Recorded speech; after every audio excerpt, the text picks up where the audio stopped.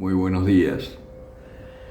En este día, martes 30 de julio, 17 del tiempo ordinario, reflexionamos del Evangelio de San Mateo, capítulo 13, versículos 36 al 43. En aquel tiempo Jesús despidió a la multitud y se fue a casa, y se le acercaron sus discípulos diciendo: «Explícanos la parábola de la cizaña del campo».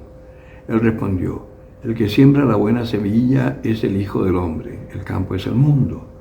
La buena semilla son los hijos del reino, las cizañas son los hijos del maligno. El enemigo que la sembró es el diablo, la siega es el fin del mundo y los segadores son los ángeles. De la misma manera, pues, que se recoge la cizaña y se la quema en el fuego, así será el fin del mundo. El Hijo del Hombre enviará a sus ángeles que recogerán de su reino todos los escándalos y a los obradores de iniquidad y los arrojarán en el horno de fuego. Allí será el llanto y el rechinar de dientes. Entonces los justos brillarán como el sol en el reino de su Padre. El que tenga oídos, que oiga». A mí esta frasecita es mi frasecita, pero es verdad, porque tenemos que aprender a escuchar. A veces estamos oyendo muchas cosas, pero en realidad no oímos, los sonidos suenan. Cuando preguntan cuál es el primer mandamiento que Dios ha dado, los judíos lo tenían muy claro, pero nosotros quizás no. El primer mandamiento no es amarás al Señor tu Dios.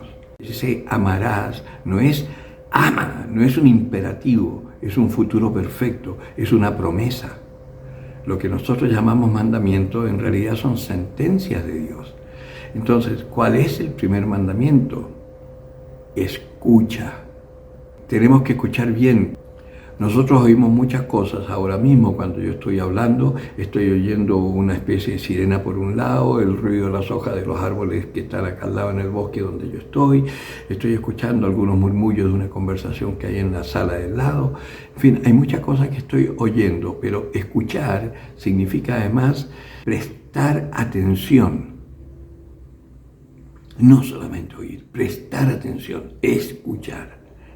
Hay muchos que oyen pero no escuchan nada. Y este evangelio entonces, cuando el Señor dice: el que tenga oídos, que oiga, ok, vamos viendo, pero prestemos atención. Y lo primero que vemos acá es que los discípulos tampoco entendían mucho lo que el Señor quería decir.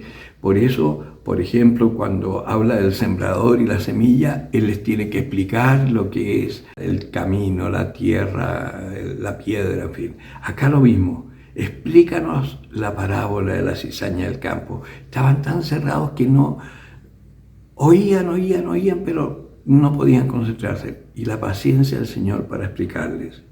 La buena semilla es el Hijo del Hombre, porque la buena semilla para nosotros, ¿cuál es? La palabra de Dios. Estamos tan rodeados de palabra, ahora que estamos tan interconectados, con el teléfono lo hace todo porque es un computador en miniatura, porque eso es lo que son estos smartphones. Son verdaderos computadores portátiles y nos mantienen conectados a todo. No digamos los que tienen Instagram, Facebook, X, en fin.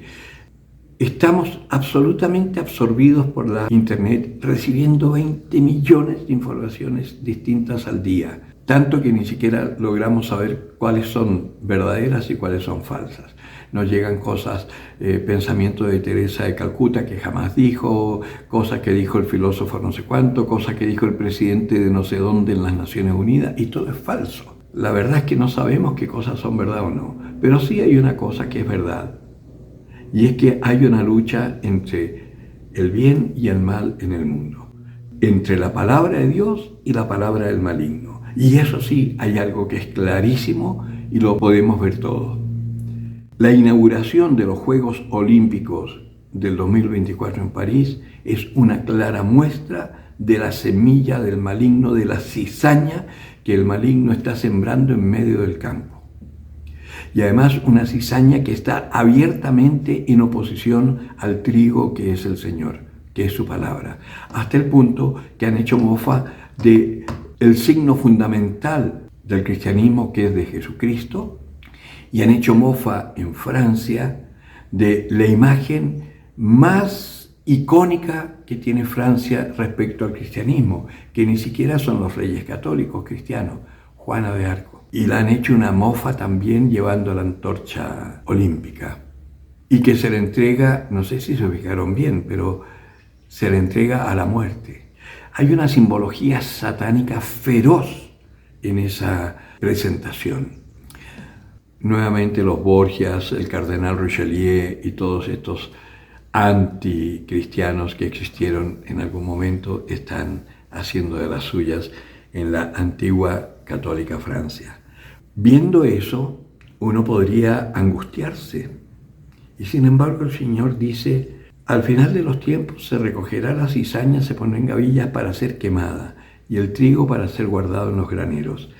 Eso significa que, aunque hoy pareciera que el mal está triunfando y por fin se va a instaurar en el mundo, y que lo hará, porque hay un tiempo profetizado en donde estaremos viviendo bajo todas las directrices del anticristo, pero ese no es el final.